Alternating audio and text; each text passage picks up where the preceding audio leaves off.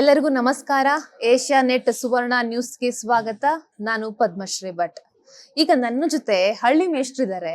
ಹೌದು, ಜಿ ಕನ್ನಡ ವಾಹಿನಿಯಲ್ಲಿ ಹೊಸದಾಗಿ ಆದಿಲಕ್ಷ್ಮಿ ಪುರಾಣ ಎನ್ನುವಂತಹ ಒಂದು ಧಾರಾವಾಹಿ ಪ್ರಸಾರವಾಗ್ತಿದೆ. ಈ ಧಾರಾವಾಹಿಯಲ್ಲಿ ಸೀತಾರಾಮ ಧಾರಾವಾಹಿಯ ಅಶೋಕ್ ಅವರು ಪಾತ್ರವನ್ನ ಮಾಡ್ತಾ ಇರುವಂತದ್ದು, ಅದರಲ್ಲೂ ಮೇಷ್ಟ್ರ ಪಾತ್ರ.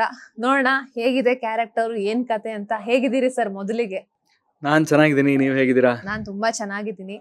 ಸೀತಾರಾಮ ಧಾರಾವಾಹಿಯಲ್ಲಿ ಶ್ರೀರಾಮನ ಗೆಳೆಯನಾಗಿ ಕಾಣಿಸ್ಕೊಂಡ್ರಿ, ಅಶೋಕ ಆಗಿ ಸಾಕಷ್ಟು ಜನ ನಿಮ್ಮನ್ನ ಇಷ್ಟಪಟ್ರು. ಈಗ ಮೇಷ್ಟ್ರಾಗಿ ಕಾಣಿಸ್ಕೊಳ್ತಾ ಇದ್ದೀರಾ. ಈ ಪಾತ್ರದ ವಿಭಿನ್ನತೆ ಬಗ್ಗೆ ಏನ್ ಹೇಳ್ತೀರಾ? ಈ ಪಾತ್ರ ನೋಡಿ, ಇಲ್ಲಿ ಲುಕ್ಕಿಂದಾನೇ ನಿಮ್ಗೊಂದು ಚೇಂಜ್ ಓವರ್ ಕಾಣಿಸುತ್ತೆ.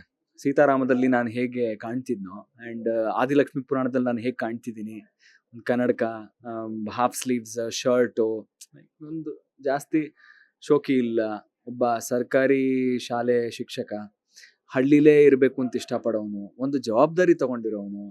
ಈಗ ನಾನು ಗೋಲ್ಡ್ ಮೆಡಲಿಸ್ಟ್ ಆದ್ರೂ ಕೂಡ ಸಿಟಿಗೆ ಹೋದ್ರೆ ನಂಗೆ ಒಳ್ಳೆ ಸಂಬಳ ಸಿಗುತ್ತೆ, ಒಳ್ಳೆ ಪೊಸಿಷನ್ ಸಿಗುತ್ತೆ. ಬಟ್ ಹಳ್ಳಿ ಮಕ್ಕಳಿಗೆ ಹೇಳ್ಕೊಡೋರು ಯಾರು? ಅವ್ರಿಗೆ ಪಾಠ ಮಾಡೋರು ಯಾರು? ಅವ್ರಿಗೂ ವಿದ್ಯೆ ಅನ್ನೋದು ಬಹಳ ಇಂಪಾರ್ಟೆಂಟ್ ಅಲ್ವಾ? ಸೊ ಆ ಒಂದು ಜವಾಬ್ದಾರಿ ತಗೊಂಡು ಹಳ್ಳಿಲೇ ಇದ್ಕೊಂಡು ಹಳ್ಳಿ ಮಕ್ಕಳಿಗೆ ಬಹಳ ಇಷ್ಟಪಟ್ಟು ನಾನು ವಿದ್ಯಾಭ್ಯಾಸ ಕೊಡ್ತಾ ಇರ್ತೀನಿ.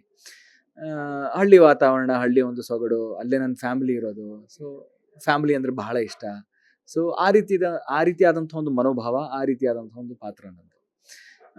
ಇದು ಸಂಜೀವ.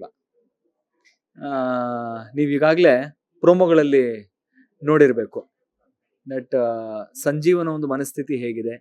ಅಂಡ್ ಈ 4 ಪಾತ್ರಗಳನ್ನ ಇಂಟ್ರೊಡ್ಯೂಸ್ ಮಾಡಿದ್ದಾರೆ: ಆದಿ, ಲಕ್ಷ್ಮಿ, ಸಂಜೀವ ಮತ್ತು ಅಮೃತ. ಅಮೃತನ ಕನಸು ದೊಡ್ಡದು, ಅಬ್ರಾಡ್ಗೆ ಹೋಗ್ಬೇಕು, ಸ್ಟಡಿ ಮಾಡಬೇಕು. ಸೊ ಅವಳ ಒಂದು ಕನಸುಗಳು, ಅವಳ ಒಂದು ಹಾರಾಟ ತುಂಬಾ ಇದೆ. ಹಾರಾಟನ ಅಥವಾ ಹಾರೋದ ಏನಂತಾರದಕ್ಕೆ? ಹಾರಾಟ ಅಂದ್ರೆ ರಾಂಗ್ ಆಗತ್ತಲ್ವಾ? ಹಾ, ಕರೆಕ್ಟ್. ಹಾರಬೇಕು ಅಂತಿದ್ದಾಳು ಅವಳು. ಸೊ ಅವಳ ಕನಸುಗಳು ಜಾಸ್ತಿ ಇದೆ. ಬಟ್ ತಾತ ಇದ್ದವರು ಆ ಒಂದು ಕನಸಿಗೆ ಫುಲ್ ಸ್ಟಾಪ್ ಹಾಕ್ಬಿಡ್ತಾರೆ. ಸಂಜೀವ ಅಂತ ಒಬ್ಬ ಹುಡುಗನ್ ನೋಡಿದೀನಿ, ನೀನ್ ಅವನ್ನ ಮದ್ವೆ ಆಗ್ಬೇಕು. ಸಿಟಿಲಿ ಇರ್ತಕ್ಕಂಥ ಒಬ್ಳು ಹುಡುಗಿ ಹಳ್ಳಿಗೆ ಬಂದು ಅಲ್ಲಿ ಅವಳು ಮದ್ವೆ ಆಗ್ತಾಳ ಸಂಜೀವನ್ನ. ಯಾಕೆಂತಂದ್ರೆ ಸಂಜೀವನ ತಂಗಿ ಲಕ್ಕಿ ಆದವಳು ಸಂಜೀವನಿಗೆ ಮದ್ವೆ ಮಾಡ್ಬೇಕು ಅಂತ ಫುಲ್ ಫಿಕ್ಸ್ ಆಗ್ಬಿಟ್ಟಿದ್ದಾಳೆ. ಆದ್ರೆ ಅಮೃತನಿಗೆ ಈ ಮದ್ವೆ ಇಷ್ಟ ಇಲ್ಲ ಅಂತ ಗೊತ್ತಾಗಿ ಅಮೃತನ ತಮ್ಮ ಆದಿ ಈ ಮದ್ವೆನ ಮುರಿಬೇಕು ಅಂತಿದ್ದಾನೆ. ಅದೇ ನಾವು ಪ್ರೊಮೋಲ್ ತೋರಿಸಿರೋದು. ಸೊ ಅದೇ ಕ್ಯೂರಿಯಸ್ ಪಾಯಿಂಟ್, ಏನಾಗುತ್ತೆ ಅನ್ನೋದು. ಆದಿ ಇದ್ದವನು ಈ ಮದ್ವೆನ ಮುರಿಯಕ್ಕೆ ಸಕ್ಸಸ್ಫುಲ್ ಆಗ್ತಾನ, ಅಥವಾ ಲಕ್ಷ್ಮಿ ಇದ್ದವಳು ಈ ಒಂದು ಮದ್ವೆನ ಮಾಡಿಸ್ತಾಳ, ಏನಾಗುತ್ತೆ ಅನ್ನೋದು ಬಹಳ ಕ್ಯೂರಿಯಾಸಿಟಿ ಇರೋದ್ರಿಂದ ಆ ಕ್ಯೂರಿಯಸ್ ಪಾಯಿಂಟ್ಗೆ ಜನ ನೋಡ್ತಾರೆ. ಯಾಕೆಂತಂದ್ರೆ ಇದರಲ್ಲಿ ಒಂದು ವಿಭಿನ್ನತೆ ಖಂಡಿತವಾಗ್ಲೂ ಇದೆ. ನೀವು ಹೇಳ್ದಂಗೆ ಆದಿ ಮತ್ತೆ ಲಕ್ಷ್ಮಿ ಇಬ್ಬರ ಮಧ್ಯೆ ಯಾವಾಗ್ಲೂ ಜಗಳ ಆಗ್ತಿರುತ್ತೆ. ಅವ್ರಿಬ್ಬರ ಮಧ್ಯ ಪ್ರೀತಿ ಆದ್ರೂ ಕೂಡ ಅದು ಯಾವಾಗ ಆಗುತ್ತೆ, ಹೇಗಾಗುತ್ತೆ? ಸೊ ಜಗಳ ಇರೋದ್ರಿಂದ ಅದು ಜೆನ್ಸಿಗೆ, ಅಂದ್ರೆ ಈಗಿನ ಒಂದು ಯಂಗ್ಸ್ಟರ್ಸ್ಗೆ ಬಹಳ ಕನೆಕ್ಟ್ ಆಗುತ್ತೆ. ಒಂದು ಯೂತ್ಫುಲ್ ಲವ್ ಸ್ಟೋರಿ. ಅಂಡ್ ನನ್ನ ಮತ್ತೆ ಅಮೃತನ ಒಂದು love story, it is a very mature love story. So ಎರಡೂ ಕೂಡ ಜನಗಳಿಗೆ ಕನೆಕ್ಟ್ ಆಗುತ್ತೆ. ಅದನ್ನ ಬಿಟ್ಟು ಈ ಆದಿಲಕ್ಷ್ಮಿ ಪುರಾಣದಲ್ಲಿ ಒಂದು ಪಾತ್ರವರ್ಗ ಏನಿದೆ ಅದು ಬಹಳ ದೊಡ್ಡದಾಗಿದೆ. ಆದಿಯ ಒಂದು ಫ್ಯಾಮಿಲಿ ಮೆಂಬರ್ಸ್ ಅಂದ್ರೆ ಒಂದು ತುಂಬು ಕುಟುಂಬ ಅಂತ ಹೇಳ್ಬೋದು.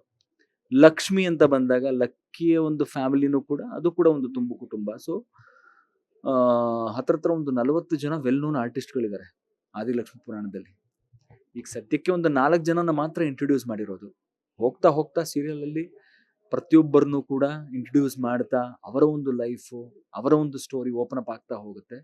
ಸೊ ಒಂದು ವಿವಿಧತೆ, ಸಾಕಷ್ಟು ವಿವಿಧತೆ ನಮಗೆ ಈ ಒಂದು ಸೀರಿಯಲ್ ಅಲ್ಲಿ ನೋಡಕ್ ಸಿಗತ್ತೆ ಅಂತ ನಾನು ಭರವಸೆ ಕೊಡ್ತೀನಿ. ಸಂಜೀವನಿಗೆ ಅಮೃತ ಮೇಲೆ ಇಂಟ್ರೆಸ್ಟ್ ಇರುತ್ತಾ, ಲವ್ ಇರುತ್ತಾ, ಹೇಗೆ ಅಂತ? ಹೌದು, ಅಮೃತನ್ ಕಂಡ್ರೆ ಅವನಿಗೆ ಬಹಳ ಇಷ್ಟ. ಚಿಕ್ಕ ವಯಸ್ಸಲ್ಲಿ ನೋಡಿರ್ತಾನೆ. ಆ ಟೈಮಿಂದಾನು ಅಮೃತನ್ ಕಂಡ್ರೆ ಬಹಳ ಇಷ್ಟ. ಸೊ ಈ ಒಂದು ಮದುವೆ ಪ್ರಪೋಸಲ್ ಬಂದಾಗ ಅವನ ಖುಷಿಗೆ ಲಿಮಿಟೇ ಇರಲ್ಲ. ಅವನು ಹೇಗೆ ಅಂತಂದ್ರೆ, ಇವಳನ್ ಮದುವೆ ಆಗ್ತಿದ್ದೀನ ನಾನು, ಹೌದಾ ನಿಜವಾಗ್ಲು ಈ ಒಂದು ಸಂಬಂಧ ನನಗ್ ಬಂದಿದ್ಯಾ ಅನ್ನೋ ರೀತಿಲಿ ನಾನು ಖುಷಿಲಿ ಇರ್ತೀನಿ. ಬಟ್ ಈಗ ನಾನು ದೊಡ್ಡವನಾಗಿದ್ದೀನಿ, ಅವಳು ದೊಡ್ಡವಳಾಗಿದ್ದಾಳೆ. ಸೊ ಅವಳ ಒಂದು ಎಕ್ಸ್ಪೆಕ್ಟೇಷನ್ ಲೈಫಿಂದ, ಅವಳೇನ್ ಮಾಡ್ಬೇಕು ಅಂತಿದ್ದಾಳೆ, ಅವಳು ಅಬ್ರಾಡ್ಗೆ ಹೋಗ್ಬೇಕು, ಸ್ಟಡಿ ಮಾಡ್ಬೇಕು, ಅದೆಲ್ಲ ಚೇಂಜ್ ಆಗಿದೆ. ಅದ್ ನನಗೆ ಗೊತ್ತಿಲ್ಲ. ನಾನಿನ್ನು ಅಲ್ಲೇ ಸ್ಟಕ್ ಆಗಿದ್ದೀನಿ. ಚಿಕ್ಕ ವಯಸ್ಸಲ್ಲಿ ಅವಳನ್ನ ನೋಡಿದ್ನಲ್ಲ, ಅವಳನ್ನ ನಾನು ಇವಾಗ ಮದುವೆ ಆಗ್ತಿದ್ದೀನಿ ಅನ್ನೋ ಒಂದು ಎಕ್ಸ್ಪೆಕ್ಟೇಷನ್ ಅಲ್ಲೇ ಇರ್ತೀನಿ. ಸೊ ಏನಾಗುತ್ತೆ, ಮದುವೆಗಿಂತ ಮುಂಚೆ ಏನಾದರೂ ರಿವೀಲ್ ಆಗತ್ತಾ, ಅವಳು ನನಗೆ ಹೇಳ್ತಾಳ, ಅಥವಾ ನನಗೆ ಗೊತ್ತಾಗತ್ತಾ ಅವಳಿಗೆ ನನ್ನ ಜೊತೆ ಮದುವೆ ಆಗಕ್ಕೆ ಅವಳಿಗೆ ಇಷ್ಟ ಇಲ್ಲ ಅನ್ನೋದು ನನಗೆ ಗೊತ್ತಾಗತ್ತಾ, ಮದುವೆ ಆಗತ್ತಾ ಆಗಲ್ವಾ ಅನ್ನೋದೆಲ್ಲ ಸೀರಿಯಲ್ ನೋಡಿದಾಗ ಜನಗಳಿಗೆ ಗೊತ್ತಾಗುತ್ತೆ. ಈಗ ಸೀತಾರಾಮ ಧಾರಾವಾಹಿಯಲ್ಲಿ ಅಶೋಕ ಏನ್ ಮಾಡುವಂತದ್ದು ಅಂತಂದ್ರೆ ಶ್ರೀರಾಮನ ತಪ್ಪುಗಳನ್ನ ಹೇಳುವಂತದ್ದು. ಈಗ ಏನು ಬೆಳ್ಳಗಿರೋದೆಲ್ಲ ಹಾಲಲ್ಲ ಅಂತ ಹೇಳ್ತಾರೆ, ಆ ತರನು ಇದೆ ಅನ್ನುವಂಥದ್ದು. ಇಲ್ಲಿ ನೋಡಿದ್ರೆ ನೀವು ಹೇಳ್ದಂಗೆ ಮೆಚೂರ್ ಲವ್ ಸ್ಟೋರಿ ಜೊತೆಗೆ ಈಗ ಸಾಮಾಜಿಕ ಸಂದೇಶವನ್ನ ನೀಡುವಂತಹ ಪಾತ್ರ. ಈಗ ಹಳ್ಳಿ ಮಕ್ಕಳಿಗೆ ಪಾಠ ಮಾಡುವಂಥದ್ದು ಯಾರು ಮಾಡ್ತಾರೆ? ಸಿಟಿಲಿ ನಮ್ಗೆ ನೂರಾರು ಅವಕಾಶಗಳು ಸಿಗ್ಬೋದು, ಬಟ್ ಹಳ್ಳಿಲಿ ಪಾಠ ಮಾಡ್ಬೇಕು ಅನ್ನೋಂಥದ್ದು. ಈ ರೀತಿಯ ಒಂದು ಪಾತ್ರಗಳನ್ನ ಪೋಷಣೆ ಮಾಡೋದಕ್ಕೆ ಹೇಗನ್ಸುತ್ತೆ? ಹೌದು, ನಿಜವಾಗ್ಲೂ ಬಹಳ ಖುಷಿ ಆಗುತ್ತೆ. ಯಾಕೆಂತಂದ್ರೆ ನೋಡಿ, ಈಗ ಸರ್ಕಾರಿ ಶಾಲೆಗಳು ಅಂತಂದ್ರೆ ಅದು ಎಷ್ಟು ಇಂಪಾರ್ಟೆಂಟ್. ಈಗ ಪ್ರತಿಯೊಬ್ಬ ಪೇರೆಂಟು ಕೂಡ ಪ್ರೈವೇಟ್ ಎಜುಕೇಶನ್ ಅಫೋರ್ಡ್ ಮಾಡೋಕ್ಕಾಗಲ್ಲ ತನ್ನ ಮಕ್ಕಳಿಗೆ. ಹಾಗಾದ್ರೆ ಹಳ್ಳಿಲಿರ್ತಕ್ಕಂತಹ ಮಕ್ಕಳು ಅಥವಾ ಯಾರ ಕೈಲಿ ಅಷ್ಟು ಸಂಭಾವನೆ ಕೊಡೋಕ್ಕಾಗಲ್ವೋ, ಅಷ್ಟು ದುಡಿಯಲ್ವೋ ಪೇರೆಂಟ್ಸು, ಅವ್ರ ಮಕ್ಕಳು ಹಾಗಾದ್ರೆ ವಿದ್ಯಾವಂತರಾಗಬಾರ್ದು. ಹಾಗಾದ್ರೆ ಅವ್ರಿಗೂ ವಿದ್ಯೆ ಬೇಕಲ್ವಾ? ಸೊ ಆ ವಿದ್ಯೆ ನೀಡುವಂಥ ಒಂದು ಜವಾಬ್ದಾರಿ ಯಾರಾದರೂ ಒಬ್ರು ತಗೋಬೇಕಲ್ವಾ? ಸೊ ಆ ಥರ ಜವಾಬ್ದಾರಿ ತಗೊಂಡಿರ್ತಕ್ಕಂಥ ಜನ ತುಂಬ ಇರ್ಬೋದು, ನನಗೆ ಗೊತ್ತಿಲ್ಲ. ಸೊ ನಾವು ಕೂಡ ನಮ್ಮ ಜೀವನದಲ್ಲಿ ಯಾವುದೋ ಒಂದು ವಿಷಯ ಬಂದಾಗ ನಾವು ಜವಾಬ್ದಾರಿ ತಗೊಂತೀವಿ. ಅದೇ ರೀತಿಯಾದಂಥ ಒಂದು ಜವಾಬ್ದಾರಿ ಸಂಜೀವ ಕೂಡ ತಗೊಂಡಿದ್ದಾನೆ. ಸೊ ಆ ಒಂದು ಯಾರ್ಯಾರು ಆ ರೀತಿಯಾದಂಥ ಒಂದು ಜವಾಬ್ದಾರಿ ತಗೊಂಡಿರ್ತಾರೋ ಅವ್ರಿಗಿದು ಖಂಡಿತವಾಗ್ಲೂ ಕನೆಕ್ಟ್ ಆಗೇ ಆಗುತ್ತೆ.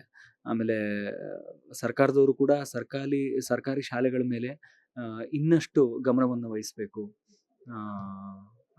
ಇನ್ನಷ್ಟು ಅದ್ರ ಕಡೆ ವರ್ಕ್ ಮಾಡಬೇಕು, ಸರ್ಕಾರಿ ಶಾಲೆಗಳು ಇರಬೇಕು ಅಂತ ನನಗೂ ಕೂಡ ಅನ್ಸುತ್ತೆ. ಆ್ಯಂಡ್ ನಾನು ಅದನ್ನ ಸಪೋರ್ಟ್ ಮಾಡ್ತೀನಿ.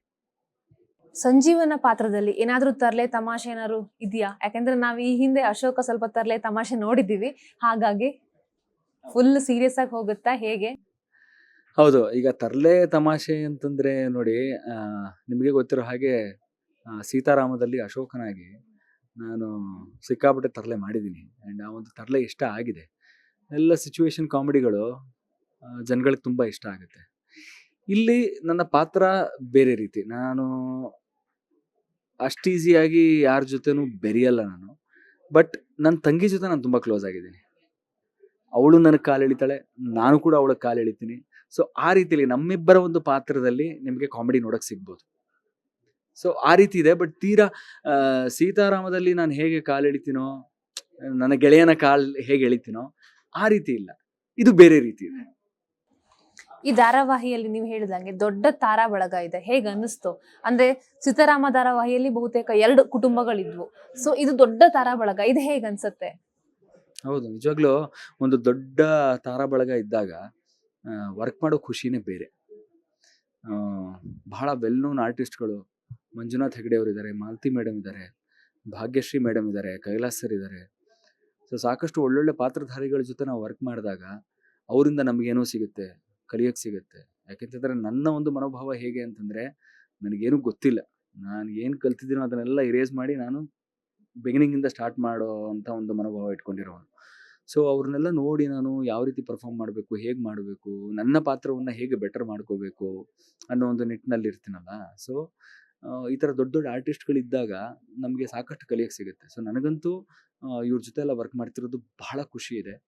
ಆ್ಯಂಡ್ ಈ ರೀತಿಯಾದಂಥ ಒಂದು ಕಮರ್ಷಿಯಲ್ ಪ್ರಾಜೆಕ್ಟು ಬೇಕಾಗಿತ್ತು ಅಂತ ನನಗೆ ಅನಿಸಿತ್ತು. ಆ್ಯಂಡ್ ರೈಟ್ ಟೈಮಿಗೆ ಬಂದಿದೆ ಅಂತ ನನಗೆ ಖುಷಿ ಇದೆ.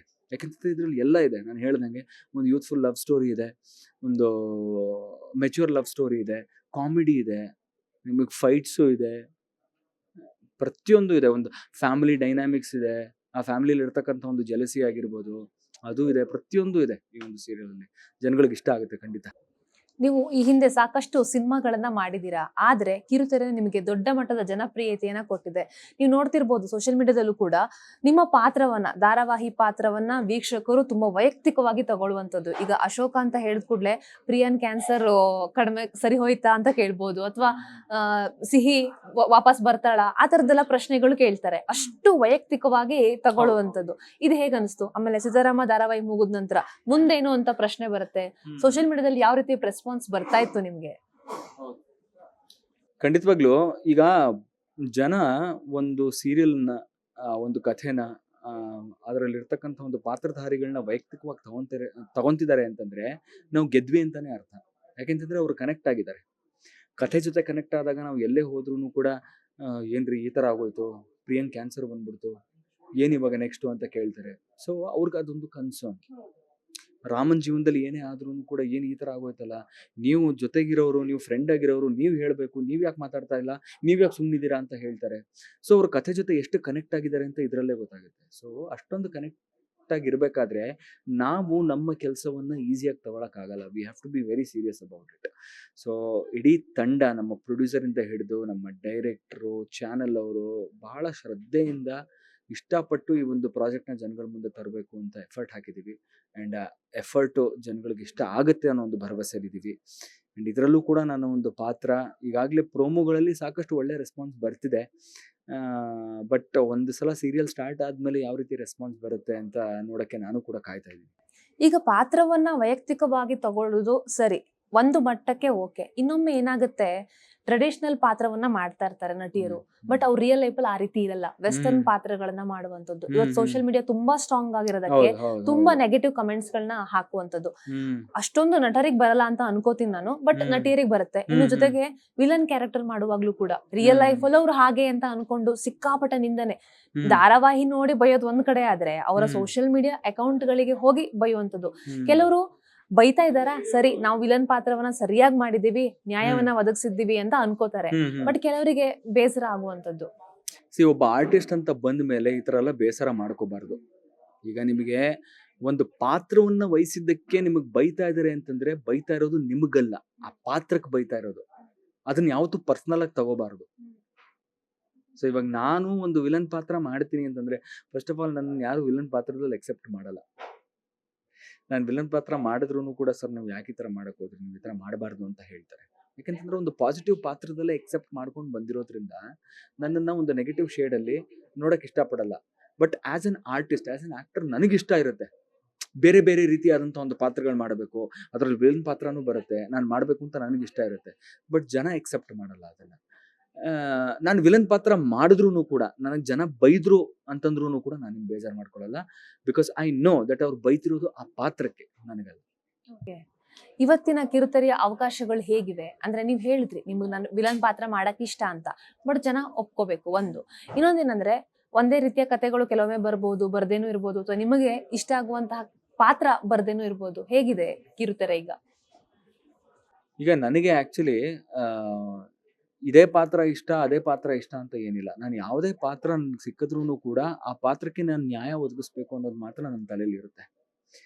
ಸೊ ನನಗೆ ಸೀತಾರಾಮ ಸೀರಿಯಲಲ್ಲಿ ನನಗೆ ಫ್ರೆಂಡಿನ ಪಾತ್ರ ಸಿಕ್ಕಿದಾಗ ಆ ಒಂದು ಪಾತ್ರಕ್ಕೆ ನಾನು ನ್ಯಾಯ ಒದಗಿಸ್ಬೇಕು, 100% ನಾನು ಕೊಡಬೇಕು ಅನ್ನೋ ಒಂದು ನಿಟ್ಟಿನಲ್ಲಿ ನಾನು ವರ್ಕ್ ಮಾಡಿದೆ. ಜನಗಳಿಗೆ ಇಷ್ಟ ಆಯಿತು.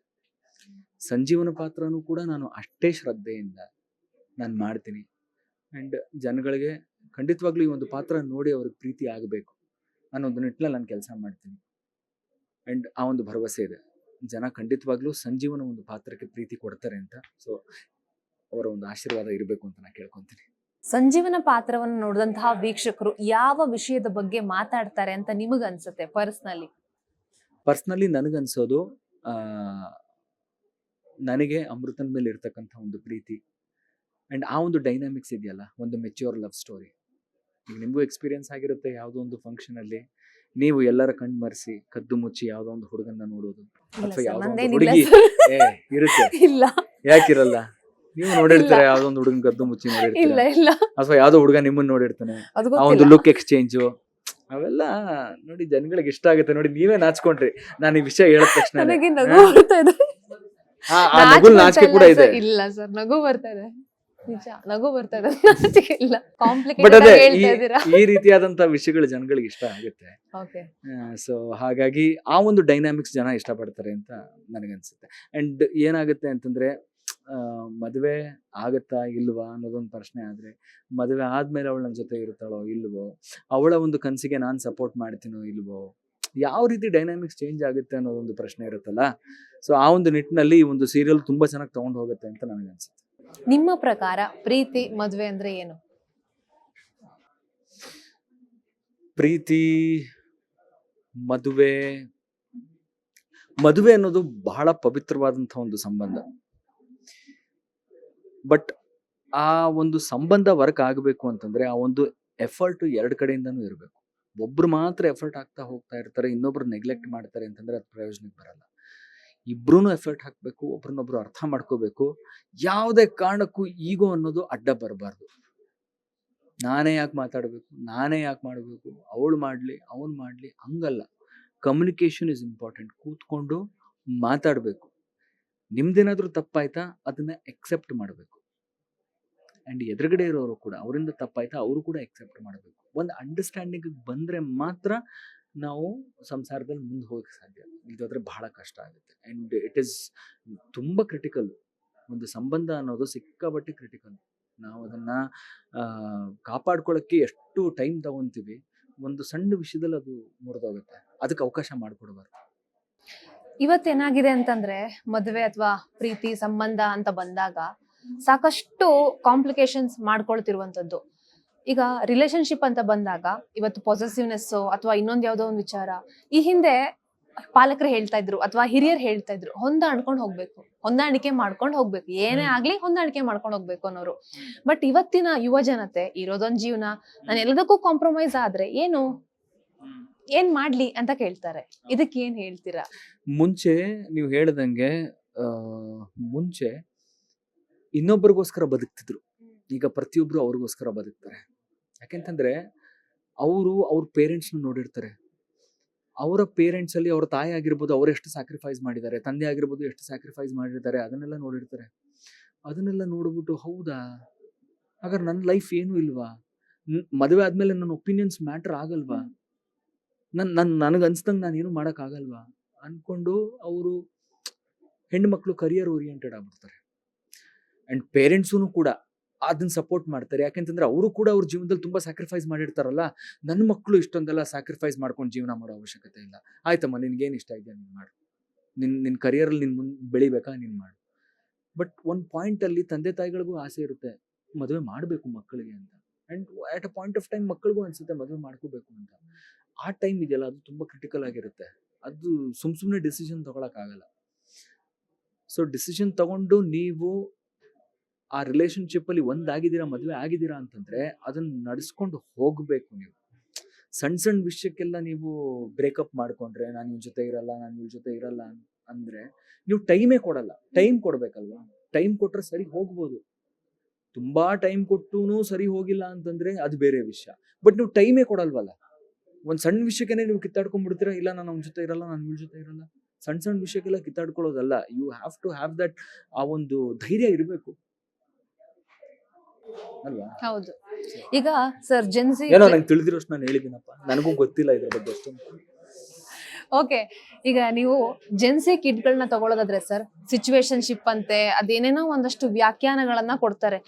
ಆ ರಿಲೇಶನ್ಶಿಪ್ ವಿಧಗಳು ನಿಜವಾಗ್ಲೂ ಸಾಮಾನ್ಯ ಜನರಿಗಂತೂ ಅದು ಅರ್ಥನೂ ಆಗಿರ್ಲಿಕ್ಕಿಲ್ಲ ಅದೇನು ಅಂತ. ಆ ರೀತಿ ಒಂದು ಬದುಕನ್ನ ಬದುಕ್ತಿರುವಾಗ ನಿಮಗೆ ಏನ್ ಅನ್ಸುತ್ತೆ? ಅಂಡ್ ಆತಂಕ, ಕಳವಳ ಸಹಜವಾಗಿ ಸಮಾಜದ ಬಗ್ಗೆ ಏನ್ ಗೊತ್ತಾ, ಈಗ ನಾವು ಮಾಡಿರುವಂತಹ ತಪ್ಪುಗಳಿಂದ ನಾವು ಕಲಿತೀವಿ. ನಮ್ಮ ಎಕ್ಸ್ಪೀರಿಯನ್ಸ್ ಏನಿದೆ ಅಥವಾ ನಮ್ಮ ಅಡ್ವೈಸ್ ಏನಿದೆ ಅದು ನಮ್ಮ ಫ್ಯೂಚರ್ ಜನರೇಷನ್ಗೆ ಸೂಕ್ತವಾದದ್ದು ಅಂತ ನಾವು ಹೇಳಕ್ಕಾಗಲ್ಲ. ಅವರೂ ಕೂಡ ಅವ್ರ ಮಿಸ್ಟೇಕ್ಸ್ ಇಂದಾನೆ ಕಲಿಬೇಕು. ನಾವು ಏನು ಅಂತಂದ್ರೆ ನಮ್ ಜೊತೆ ಆಗಿರುವಂತಹ ಒಂದು ಎಕ್ಸ್ಪೀರಿಯನ್ಸ್ಗಳನ್ನ ಅವ್ರಿಗೆ ಹೇಳ್ಬೋದೇ ಹೊರತು, ನನ್ನ ಜೀವನದಲ್ಲಿ ಏನಾಗಿದೆಯೋ ಅದೇ ನಿನ್ ಜೀವನದಲ್ಲೂ ಆಗುತ್ತೆ, ನಾನ್ ನನ್ನ ಜೀವನದಲ್ಲಿ ಹೇಗೆ ಮಿಸ್ಟೇಕ್ಗಳಿಂದ ಕಲ್ತಿದ್ದೀನೋ ಅದೇ ರೀತಿ, ಅಂದ್ರೆ ನಾನ್ ನನ್ನ ಜೀವನದಲ್ಲಿ ಏನ್ ಮಾಡಿದ್ದೀನೋ ಅದೇ ನೀನ್ ಮಾಡ್ಬೇಕು ಅಂತ ಹೇಳಕ್ಕಾಗಲ್ಲ. ಅವ್ರ ಮಿಸ್ಟೇಕ್ಸ್ ಇಂದ ಅವ್ರು ಕಲಿಬೇಕು. ಮಿಸ್ಟೇಕ್ ಆಗತ್ತಾ? ಮಿಸ್ಟೇಕ್ ಮಾಡೋ ತರ ನೀವು ಮಾಡೋದಲ್ಲ, ಮಿಸ್ಟೇಕ್ ಅಂತೂ ಆಗೇ ಆಗುತ್ತೆ. ಬಟ್ ಸಪೋರ್ಟಿವ್ ಆಗಿರ್ಬೇಕು, ಆ ಸಿಚುವೇಶನ್ ಅರ್ಥ ಮಾಡ್ಕೋಬೇಕು, ಬೆನ್ನೆಲುಬಾಗಿರ್ಬೇಕು, ನಾನಿದ್ದೀನಿ ಅನ್ನೋ ಒಂದು ಭರವಸೆ ಕೊಡ್ಬೇಕು. ಇಲ್ದಾದ್ರೆ ಮಕ್ಕಳು ಭಯ ಪಟ್ಬಿಡ್ತಾರೆ ಅಲ್ವಾ? ಅವ್ರಿಗೆ ಗೊತ್ತಾಗಲ್ಲ ಏನ್ ಮಾಡ್ಬೇಕು ಅಂತ. ಬಟ್ ಹಾಗಂತ ನೀವು ತೀರಾ ಅಡ್ವೈಸ್ ಮಾಡ್ತಾ ಹೋದ್ರೆ ಅವ್ರು ಅದನ್ನೂ ಕೇಳಲ್ಲ. ಏನ್ ಮಾತ್ರ ಅಡ್ವೈಸ್ ಮಾಡ್ತಾರೆ, ಅದನ್ನ ಹೇಳ್ತಾರೆ, ಇದನ್ನ ಹೇಳ್ತಾರೆ. ಅದೇ ಹೇಳ್ತಾರಲ್ಲ, ಇದು ಬೆಂಕಿ, ನೀನ್ ಇದನ್ನ ಮುಟ್ಟಕ್ ಹೋಗ್ಬೇಡ, ನಿನ್ ಕೈ ಸುಟ್ಟೋಗುತ್ತೆ ಅಂತಂದ್ರೆ ಅವ್ರು ಅದನ್ನೇ ಮಾಡ್ತಾರೆ. ಯಾಕೆ ಮಾಡ್ತಾರೆ ಅಂತಂದ್ರೆ ಅವ್ರಿಗೆ ಎಕ್ಸ್ಪೀರಿಯನ್ಸ್ ಆಗಿಲ್ಲ. ಎಕ್ಸ್ಪೀರಿಯನ್ಸ್ ಆದ್ರೆ ತಾನೇ ಅವ್ರು ಅದನ್ನ ಮುಟ್ಟಕ್ ಹೋಗಲ್ಲ. ಸೊ ಹಾಗಾಗಿ I think that is what I feel like. Change ಆಗ್ತಾ ಇರುತ್ತೆ ಜೀವನ ಇವಾಲ್ವ್ ಆಗ್ತಾನೆ ಇರುತ್ತೆ. ಇವತ್ತು ಸಿಚುವೇಶನ್ಶಿಪ್ ಬಂದಿದೆ, ನಾಳೆ ದಿನ ಇನ್ನೇನೋ ಬರುತ್ತೆ, ನಮಗೆ ಅರ್ಥ ಆಗದೆ ಇರ್ಬೋದು ಆ ಟರ್ಮ್ಸ್ ಎಲ್ಲ. ಬಟ್ ನನ್ನ ಪ್ರಕಾರ ಅವರೇ ಅದನ್ನ ನ್ಯಾವಿಗೇಟ್ ಮಾಡ್ಕೊಂಡು ಹೋಗ್ಬೇಕು. ಆ ಯಂಗ್ಸ್ಟರ್ಸು, ಆ ಜೆನ್ಸಿನೇ ಅದನ್ನ ನ್ಯಾವಿಗೇಟ್ ಮಾಡ್ತಾ ಹೋಗ್ಬೇಕು. ಅವರೇ ತಪ್ಪು ಮಾಡ್ತಾರೆ, ಅವರೇ ಅದರಿಂದ ಕಲಿತಾರೆ. ನನ್ನ ಪ್ರಕಾರ that is how it should happen. ನಾವು ಹೇಳೋದ್ರಿಂದ, ನಾವು ಅಡ್ವೈಸ್ ಮಾಡೋದ್ರಿಂದ ಏನು ಪ್ರಯೋಜನ. ಸರ್, ಇವಾಗ ಆದಿಲಕ್ಷ್ಮಿ ಪುರಾಣದ ಬಗ್ಗೆ ಹೇಳೋದಾದ್ರೆ ವೀಕ್ಷಕರಿಗೆ ಏನ್ ಹೇಳ್ತೀರಾ? ಸಂಜೀವನ ಆಗಿ ಮನೆಗೆ ಬರ್ತಾ ಇದ್ದೀರಾ, ಏನ್ ಹೇಳ್ತೀರಾ? ಸಂಜೀವನಾಗಿ ಈಗಾಗಲೇ ಕೆಲವೊಂದಷ್ಟು ತುಣುಕುಗಳು ನಿಮ್ಮ ಮುಂದೆ ನಾವು ಬಿಟ್ಟಿದ್ದೀವಿ. ಸಂಜೀವನಾಗಿ ನೀವು ನನ್ನನ್ನು ಇಷ್ಟಪಡ್ತಿದ್ದೀರಾ. 100% ಈ ಒಂದು ಸೀರಿಯಲ್ ಲಾಂಚ್ ಆದಮೇಲೆ 8ನೇ ತಾರೀಕು ಲಾಂಚ್ ಆಗ್ತಿದೆ. ರಾತ್ರಿ 9 ಗಂಟೆಗೆ ಜೀ ಕನ್ನಡದಲ್ಲಿ. ಖಂಡಿತವಾಗ್ಲೂ ನಿಮಗೆ ಡಿಸಪಾಯಿಂಟ್ ಆಗಲ್ಲ, ನಿಮಗೆ ತುಂಬ ಇಷ್ಟ ಆಗುತ್ತೆ. ನಿಮಗೆ ಇಷ್ಟ ಆಗುವಂಥ ಪ್ರತಿಯೊಂದು ವಿಷಯ ಆದಿಲಕ್ಷ್ಮಿ ಪುರಾಣದಲ್ಲಿದೆ. ಒಂದು ಕಮರ್ಷಿಯಲ್ ಸಿನಿಮಾ ಅಂತ ನೀವು ಅನ್ಕೋಬೋದು. ಪ್ರತಿದಿನ ರಾತ್ರಿ ಅರ್ಧ ಗಂಟೆ ಪ್ರತಿದಿನ ಒಂದು ಕಮರ್ಷಿಯಲ್ ಸಿನಿಮಾ ನೋಡೋಕೆ ನಿಮ್ಗೆ ಸಿಗುತ್ತೆ. ಆ ರೀತಿಯಾದಂಥ ಒಂದು ಸ್ಕ್ರಿಪ್ಟ್. ಸೊ ನೋಡಿ, ಆಶೀರ್ವಾದ ಮಾಡಿ. Yes sir, thank you so much. ಇಷ್ಟೊತ್ತು ಏಷ್ಯಾನೆಟ್ ಸುವರ್ಣ ನ್ಯೂಸ್ ಜೊತೆಗೆ ಸಂಬಂಧಗಳು, ಮದುವೆ ಜೊತೆಗೆ ಆದಿಲಕ್ಷ್ಮಿ ಪುರಾಣದ ಬಗ್ಗೆ ಮಾಹಿತಿಯನ್ನ ಹಂಚ್ಕೊಂಡಿದ್ದೀರಾ. ಈಗಾಗಲೇ ಸೀತಾರಾಮ ಧಾರಾವಾಹಿಯ ಮೂಲಕ ಅಶೋಕನಾಗಿ ಕನ್ನಡ ಕಿರುತೆರೆಯ ವೀಕ್ಷಕರ ಮನಸ್ಸನ್ನ ಗೆದ್ದಿದ್ದೀರಾ. ಈಗ ಆದಿಲಕ್ಷ್ಮಿ ಪುರಾಣದ ಸಂಜೀವನಾಗಿ ವೀಕ್ಷಕರನ್ನ ಮನಸ್ಸನ್ನ ಗೆಲ್ತೀರಾ ಅನ್ನುವಂತ ಭರವಸೆ, ಆಶಯ ನನಗಿದೆ. Thank you so much. ಒಳ್ಳೇದಾಗ್ಲಿ. ಎಸ್, ಇದಾಗಿತ್ತು ಆದಿಲಕ್ಷ್ಮಿ ಪುರಾಣ ಧಾರಾವಾಹಿಯ ಸಂಜೀವ ಪಾತ್ರಧಾರಿ ಅಶೋಕ್ ಶರ್ಮಾ ಅವರ ಮಾತುಗಳು. ನೇರ ದಿಟ್ಟ ನಿರಂತರ ಸುದ್ದಿಗಾಗಿ ನೋಡ್ತಾ ಇರಿ ಏಷ್ಯಾನೆಟ್ ಸುವರ್ಣ ನ್ಯೂಸ್.